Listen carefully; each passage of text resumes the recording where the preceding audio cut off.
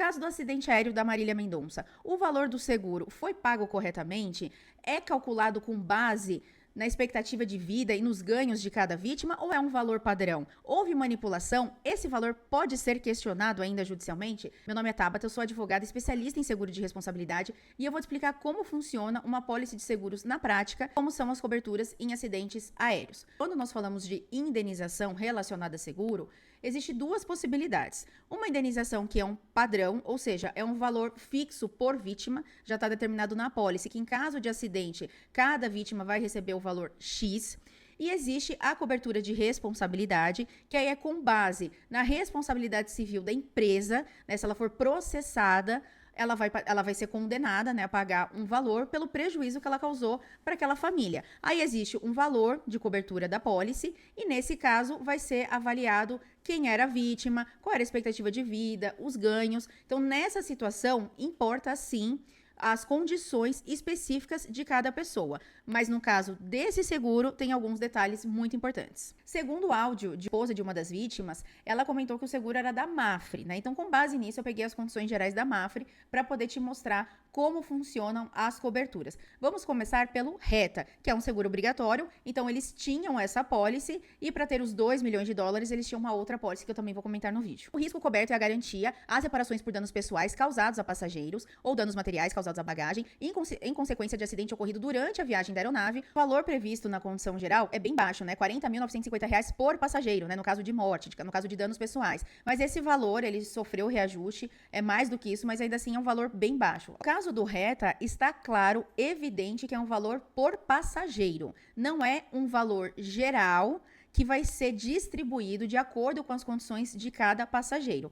É possível contratar uma cobertura para acrescentar um valor de proteção ao RETA, porque como você viu, é um valor bem baixo. E essa cobertura segue as mesmas condições de pagamento, de proteção que estão previstas lá no RETA. A seguradora garante, até o limite máximo de indenização fixado na pólice, o reembolso das indenizações que o segurado for obrigado a pagar por sentença transitada em julgado ou por acordo previamente autorizado pela seguradora por danos corporais e ou materiais a pessoas transportadas, exclusivamente em relação à parte que exceder ao limite de cobertura do seguro obrigatório, responsabilidade do explorador ou transportador aéreo, cuja sigla é o RETA. Com base nessa cláusula, se o valor do RETA, digamos que atualizado, seja R$100 mil, e o segurado contratou mais $1 milhão, por exemplo, esse valor é acrescido ao limite e é por passageiro. Então, é um valor global dividido aleatoriamente de acordo com as condições de cada passageiro. Então, aqui ele segue as mesmas regras do seguro RETA.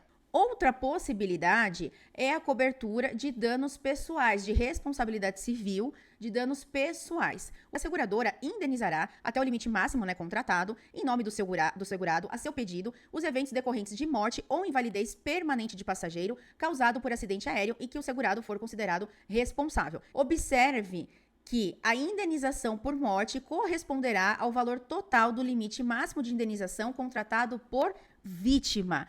Então, a regra de contratação das coberturas é um valor por vítima. Então, se é $200 mil para cada família, é $200 mil para cada família. Se é $500 mil por passageiro, né, que aí vai ser para cada família, vai ser $500 mil para cada família. Você deve estar se perguntando como que a mãe dela teria solicitado metade do valor e foi pago metade do valor global para a conta do filho dela e não um valor igual para todas as famílias das vítimas envolvidas.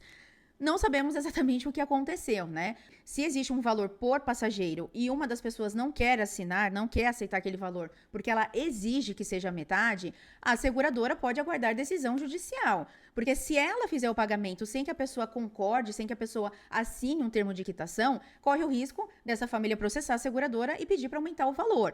Pelo que foi falado, a seguradora depositou o valor em juízo. Isso significa o quê? Que a seguradora estava mostrando que, olha, eu quero pagar, mas há uma certa disputa, não tem uma concordância entre os beneficiários, então, olha, o dinheiro está aqui em juízo, assim que vocês se decidirem, a gente efetua o pagamento. Eles entraram num acordo e a seguradora fez fez o pagamento e esse acordo foi homologado judicialmente. Ou seja, um juiz verificou os termos do acordo e simplesmente validou, viu que todas as partes estavam representadas, assinaram e etc. Não foi uma ação judicial que determinou que a família da Marília deveria receber metade. Foi um acordo, as partes negociaram. O próprio advogado dela falou que recebeu a minuta do acordo do advogado da seguradora, mas que houveram tratativas antes dessa minuta. Obviamente, é a seguradora que faz a minuta, mas ela fez com base no que eles negociaram. Não é que a seguradora determinou que era justo dessa forma, ou que o juiz determinou que era justo dessa forma, como a mãe da Marília comentou na entrevista do Fantástico. Foi a tratativa deles, e aí a seguradora, ok, está todo mundo de acordo, vamos homologar, e vida que segue, e fez os pagamentos. Esse acordo é questionável judicialmente? Praticamente impossível, porque eles assinaram, foi homologado, eles concordaram com aquilo, sendo justo ou não. Obviamente, naquela situação, as famílias envolvidas não são milionárias, então elas precisavam do dinheiro, né? Várias famílias ali tinham filhos envolvidos, então eles precisavam, né, do recurso e não estavam dispostos a gastar num processo litigioso com advogado, custas judiciais e aguardar alguns anos para transitar em julgado e finalmente receber o valor que era devido. Então, essa questão financeira privilegiada da mãe dela, logicamente favoreceu na pressão de, supostamente, né, ter ocorrido assim, ó, ou é assim, ou a gente vai partir para uma ação judicial, porque ela não teria nada a perder com a espera, afinal de contas ela não precisava daquele dinheiro, já as famílias tinham muito a perder. Então, provavelmente, se realmente foi isso que aconteceu, por isso que eles aceitaram um acordo injusto. Lembrando que isso não é ilegal o que ela fez, mas se ela realmente fez isso, sim, é imoral, é antiético e N coisas possíveis, né? Portanto, quando nós falamos de uma indenização, se eu atropelo alguém e essa pessoa falece, eu vou ser condenada a indenizar a família dessa pessoa com base na expectativa de vida, nos rendimentos que ele tinha, no valor que ele vai deixar de prover para aquela família.